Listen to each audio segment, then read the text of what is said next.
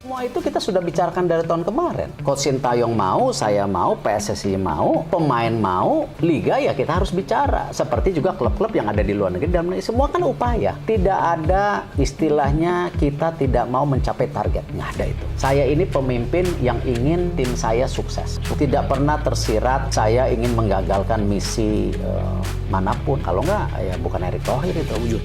Dan kita bukan saja ke babak selanjutnya, karena STY sudah bilang, jadi ketika ada target itu sampai ke babak 8 besar, sudah ini tidak akan sampai di situ, tidak akan puas sampai di situ. STY bahkan sudah bilang kalau perlu terus bisa melaju, sudah tanggung, ya kan, masuk ke 4 besar dan bisa mendapatkan juga hasil yang baik. Siapa tahu kita bisa menjadi juara ketika kita ada di semifinal dan bahkan ke final. Bukan tidak mungkin, asal dengan catatan lagi, materi kita adalah materi terbaik. Kalau 11 itu yang di Piala Asia kemarin tuh hadir semua, ikut ditambah dengan Nathan Cho masuk di sana, ada Arkan Fikri yang ikut, ini top. Dan saya meyakini ya bahwa kita bisa melaju terus dan bukan tidak mungkin menciptakan sejarah juga menjadi juara di Piala Asia. Kita akan tunggu nantinya. Ya, selamat berjuang Pak Erick di dalam melobi para petinggi klub-klub di mana yang saya sebut tadi untuk bisa mereka luluh, memberikan kesempatan buat Justin, Rafael, Ivar, Elkan ya, untuk termasuk dengan Marcelino bisa datang memperkuat tim kita U23. Saya ingin membahas tentang fenomena baru di Indonesia karena dalam beberapa hari terakhir begitu gencar pemberitaan tentang Sintayong. Mulai dari keberhasilan Sintayong untuk membawa timnas Indonesia lolos dari fase grup untuk pertama kalinya di Piala Asia, sampai tentang perpanjangan kontrak dari Sintayong oleh PSSI. Bahkan ada komunitas yang membuat petisi agar PSSI segera perpanjang kontrak dari Sintayong. Dan menurut saya gak ada salahnya juga. Ada begitu banyak dukungan kepada Sintayong. Karena bukan saja Sintayong berhasil membawa Indonesia lolos dari fase grup di Piala Asia lalu, tapi dia juga bisa mengubah sistem sepak bola di Indonesia dan dia bisa membuat kita semua sadar bahwa sebetulnya Indonesia punya begitu banyak pemain muda yang berbakat. Karena faktanya Indonesia adalah tim termuda yang bermain di Piala Asia lalu dan sekarang ini teman-teman, ya silakan jika kalian mau catat, Indonesia punya skuad termuda di kawasan ASEAN. Padahal sebelum Sintayong melatih Indonesia, yang saya ingat Indonesia punya rata-rata skuad tertua di kawasan Asia Tenggara. STY kenapa jadi terkenal di Korea? Memang dia seorang bintang Korea, star di sepak bola timnas Korea. Lalu dengan dia membuat prestasi, membawa Indonesia ke level yang lebih baik dari sebelum dia melatih, ini juga mempengaruhi. Lalu orang mengkaitkan, oh SC dipertahankan karena ada keperluan perusahaan Korea di pasar Indonesia. Ya impact kalau orang berprestasi, ya tentu ada pihak lain yang ingin mengejar si tokoh tersebut. Itu seperti lazim terjadi di semua hal. Misalnya Ronaldo, ya dulu nggak ada yang lihat, tapi begitu dia jadi star semua orang ngejar dia. David Beckham sama. Begitu juga dengan bintang film, sebelum dia terkenal nggak ada yang kejar, tapi setelah terkenal semua orang ingin kejar dia. Ya itu bagian dari sebuah proses, bagian dari kehidupan.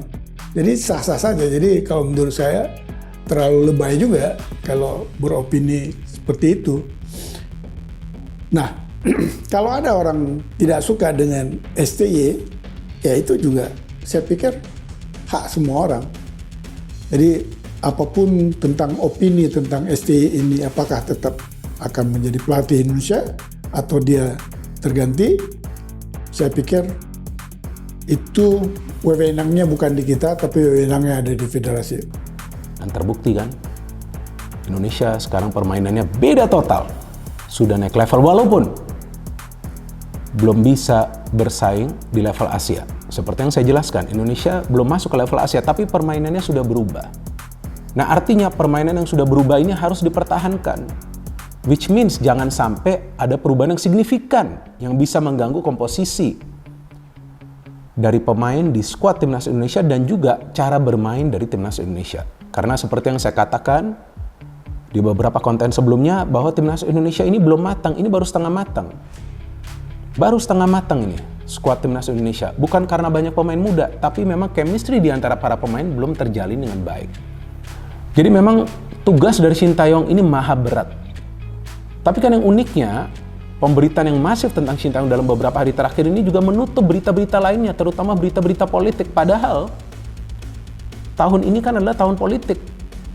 Tidak lama lagi akan ada pemilihan umum, tapi tertutup berita-berita tersebut. Gila gak tuh?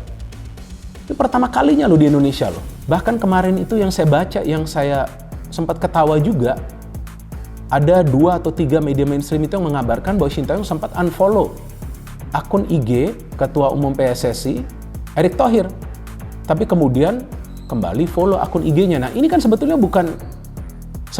ya, kalau bagi saya ini kan sebenarnya bukan berita yang begitu penting juga, tapi hal-hal kecil saja tentang Sintayong itu diberitakan. Jadi Sintayong ini sudah menjadi seperti magnet bagi komunitas sepak bola Indonesia. Ya ada yang memang suka, ada juga yang memang nggak suka. Dan saya pikir nggak ada salahnya juga jika ada yang ingin mengkritik Sintayong. Dan saya yakin Sintayong bukanlah pelatih atau tipe pelatih yang anti kritik. Nggak bisa. Karena yang namanya pelatih atau pemain pasti akan dapat kritikan.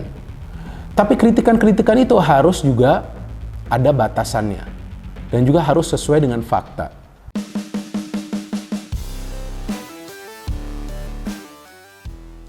Sain Patinama akui Sintayong berhasil sulap timnas Indonesia, main dengan gaya Eropa.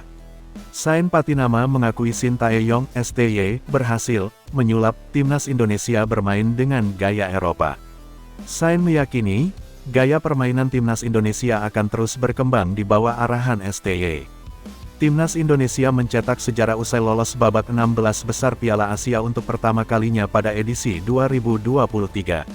Namun sayang, langkah skuad Garuda harus terhenti setelah dikalahkan Australia 0-4 di babak tersebut, Minggu tanggal 28 Januari tahun 2024 lalu.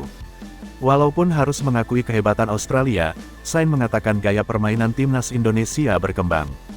Pemain berusia 25 tahun itu mengatakan, skuad Garuda kini memiliki gaya permainan ala Eropa di bawah asuhan Sintayong. Budayanya berbeda dengan sepak bola Eropa, tapi saya belajar banyak. Secara pribadi, menurut saya ini adalah gaya Eropa, tetapi saya mempelajari gaya sepak bola yang berbeda dengan menggabungkan gaya pelatih Sintayong. Ini adalah hal yang baik, kata Sain dikutip dari Interfootball KR, Jumat tanggal 2 Februari tahun 2024.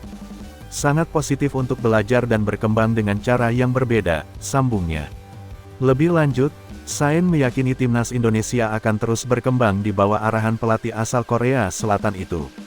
Menurutnya, turnamen Piala Asia 2023 adalah sebuah permulaan yang baik untuk menguji kemampuan skuad Garuda. Sekarang kami baru memulai, tutur Sain. Melalui kompetisi ini, kami mendapatkan kepercayaan diri. Seperti yang dikatakan pelatih Sintayong, kami akan menjadi lebih baik dan siap bersaing dengan yang terbaik. Saya berpikir positif, tukasnya. Sementara itu, Sain Patinama sendiri baru saja direkrut oleh klub Belgia, KAS Open. Mantan pemain Viking FK itu kini akan satu kompetisi dengan Sandy Walsh KV Mechelen di Liga Belgia tahun 2023 sampai tahun 2024. Berita selanjutnya, PSSI gerak cepat hubungi kiper keturunan Grade A Eropa, Daniel Klein. Kiper FC Augsburg klub kasta teratas Liga Jerman, Daniel Klein, dikabarkan tertarik memperkuat timnas Indonesia. Bahkan dalam pengakuannya, kiper 22 tahun ini sudah dihubungi perwakilan PSSI, yakni Fardi Bahdim. Lantas, dari mana kabar ini muncul? Kabar ini dimunculkan akun Instagram @ahmad.reza_85 yang biasa membahas pemain keturunan dan timnas Indonesia. Dalam wawancara yang dilakukan, Daniel Klein mengatakan sang ibu sangat senang jika nantinya ia membela timnas Indonesia. Sebab, kiper bertinggi badan 193 cm ini memiliki darah Indonesia dari sang ibu. Ya, Fardi Bahdim menghubungi saya beberapa hari terakhir. Dia bertanya apakah saya bisa membayangkan bermain untuk tim nasional Indonesia, kata Daniel Klein. Okezone mengutip dari akun-akun Instagram @ahmad.reza_85. Tentu saja, saya bisa membayangkan untuk bermain dalam waktu dekat untuk tim nasional Indonesia. Menurutku ibu saya akan setuju. Saya pikir itu mungkin. Entahlah, bisa saja tahun ini saya ke PSSI Indonesia untuk mengurus proses naturalisasi, lanjut kiper yang tengah dipinjamkan FC Augsburg ke klub Liga 3 Jerman, SV Sandhausen tersebut. Saat ditanya apakah Fardi Bahdim menyinggung soal Piala Asia U23 2024 yang bergulir pada tanggal 15 April tahun 2024, Daniel Klein menjawabnya tidak.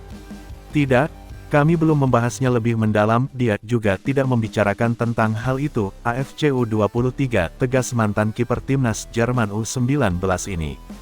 Bagi yang belum tahu, Daniel Klein menghabiskan karir juniornya bersama Hoffenheim. Singkatnya pada 2021 atau di usia 20 tahun, Daniel Klein direkrut klub Liga 1 Jerman, FC Augsburg.